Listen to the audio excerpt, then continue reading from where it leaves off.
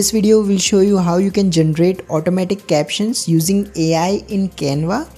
So for example, I have uploaded this video to Canva and I want to generate automatic captions for it.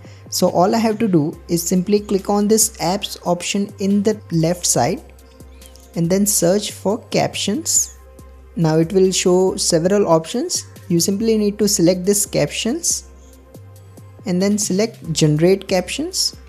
Now simply wait for a few seconds and it will automatically generate captions for this particular video.